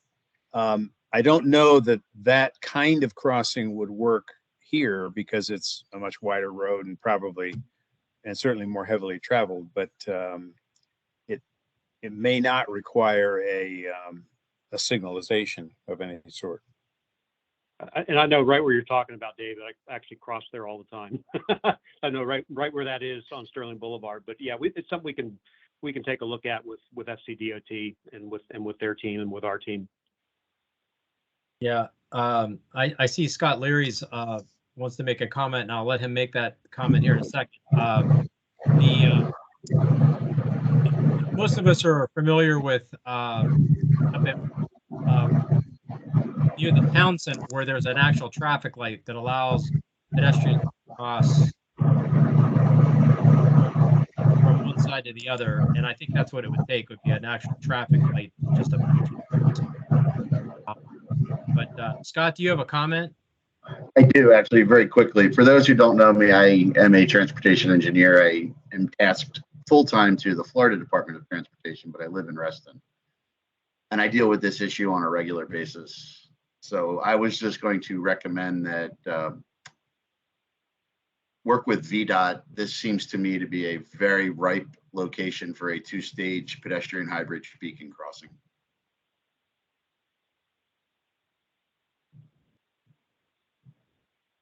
All right, very good.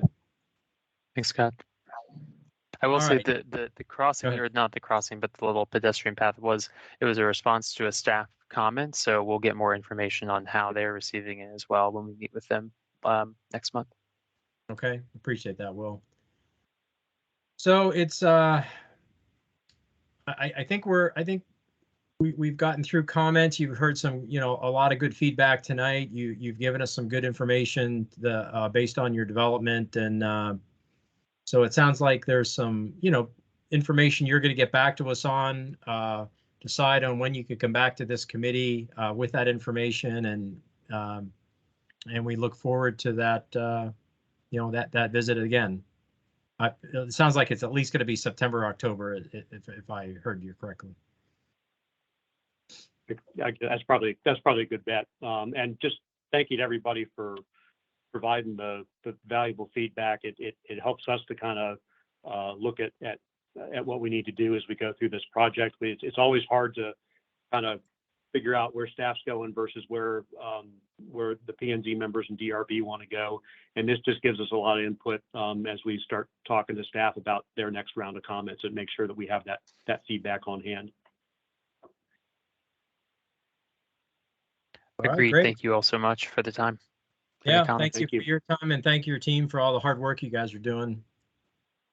And with that, we'll let you guys go, and I'll go back to the committee and say, yeah, go ahead, Shane. No, thank you. We'll duck out. You all have my contact info if anything comes up that you haven't thought about tonight. All right, great. Thanks again. Thank you, guys. Thanks, everyone. All right, members of the committee, any parting words before we adjourn? Could I say one quick thing? This is Tammy. Wow, we're having a lot of technical problems. I was trying to get in early. In other words, I didn't just click on it the last second. Really hard time getting in. I think other people had similar things coming on the audio. Thank you, Rob. You were exactly right. I was on twice. That's why mine was double feeding. But still, we're getting like, orcas going on in the background. So anyway, I don't know how we fix stuff, but it was so much better before we went to this particular platform. So, you know, what can I say? I'd like to also add that, you know, I come on with an iPad and we used this in the past, 1 or 2 times, I think already. And I didn't have any problem coming in as a member because actually the meeting notice that was sent out included, are you a guest or are you a member? And this time when I was taken to a page when I would sign on, and the only way I could get in was as a guest, which basically is probably one of the reasons why, at least under my view of it, under my icon, I have no name, just my WP. But I tried to enter as a member, that is, it said login or, you know, sign in as a guest, and it didn't recognize my name. It didn't recognize any password. It just didn't let me come in as a member at all. I had exactly that same expense, and you can look at all of us who are committee members who are listed as guests. Those of us had the same issues. So something has to change and be made more clear, or we need to get the link the day of.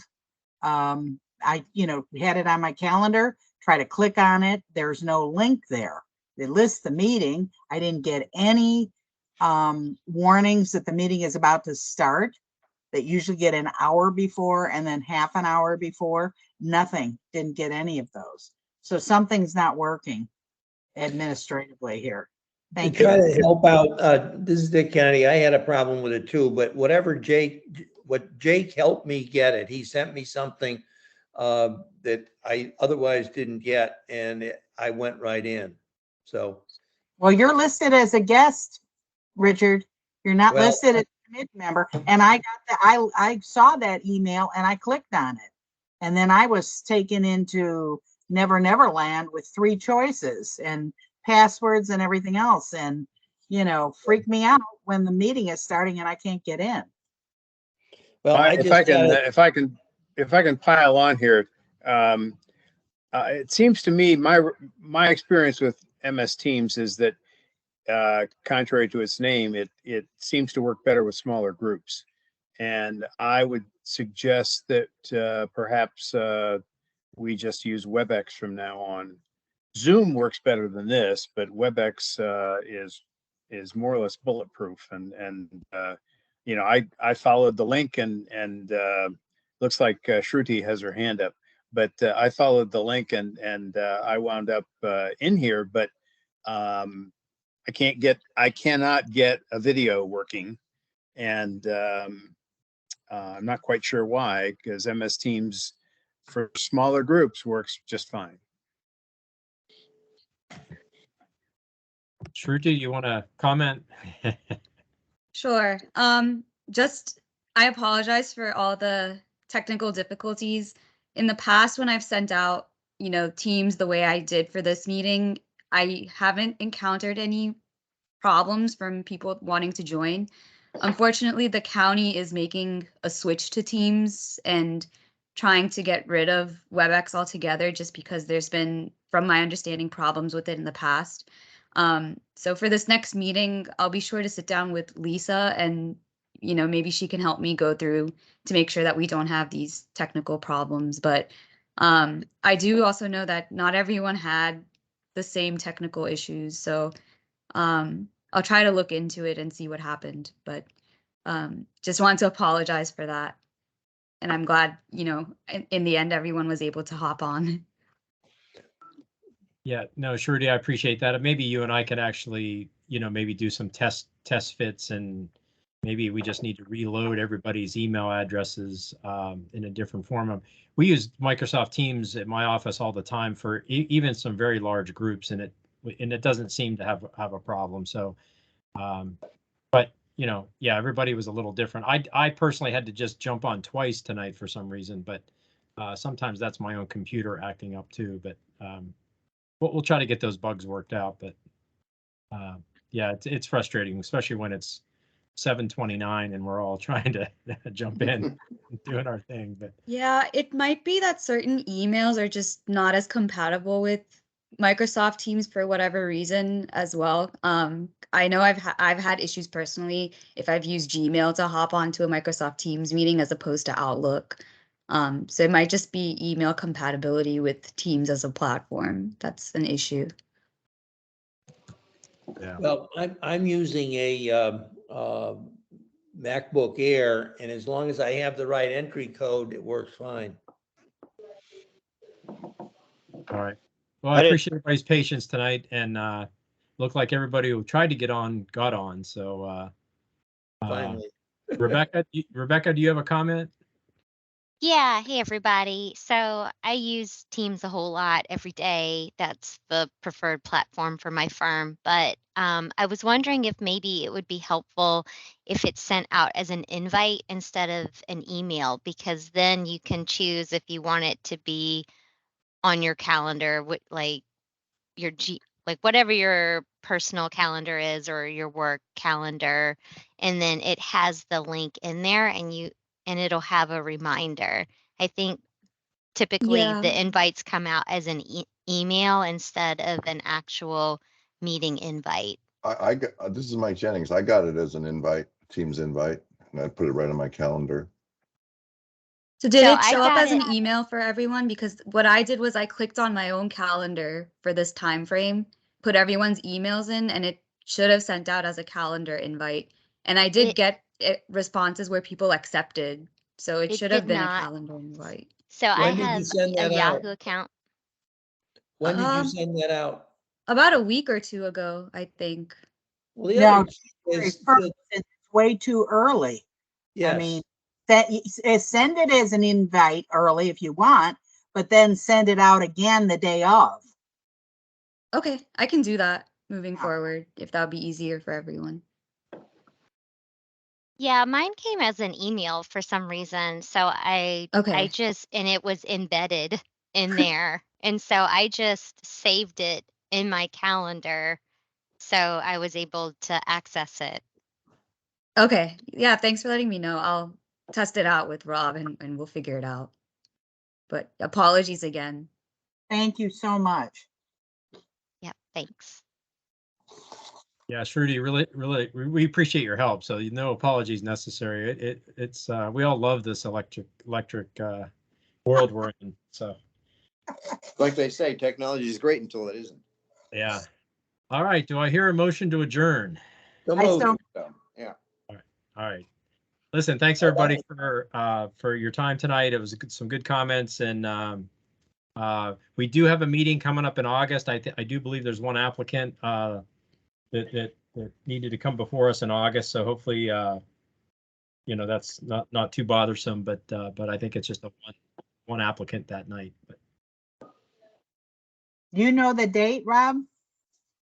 I don't know it off the top of my head, but I can look. It's the third Monday of the month.